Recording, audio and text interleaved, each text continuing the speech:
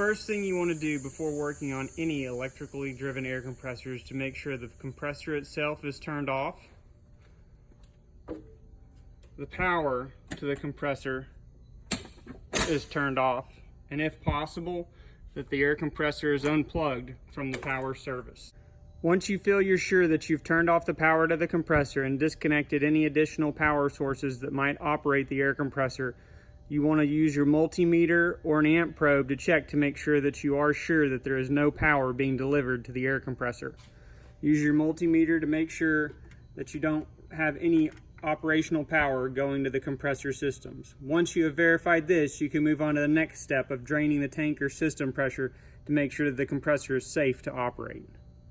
Once you've verified that the air compressor is turned off and all electrical power has been disconnected from the air compressor, you want to make sure that you drain the system pressure from the tank of the compressor where you're working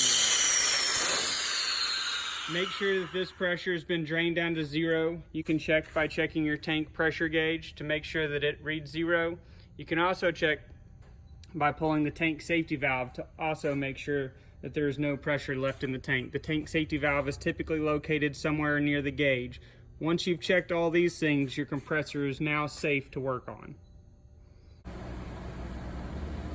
In this video, we're going to briefly go over the features of our CA1 series compressor pump, as well as oil capacity and the oil that should be used in the pump throughout its life cycle. We have our centrifugal unloader elbow, our crankcase vent, which goes back to an intake valve, our oil drain, our oil fill, and our oil sight gauge. When the compressor pump is full of oil, the oil should be to the top of the red circle in the sight gauge. The oil that is recommended for this compressor is a CAS IAT-30100. This lubricant is specifically formulated for these compressor pumps to ensure a long and durable life.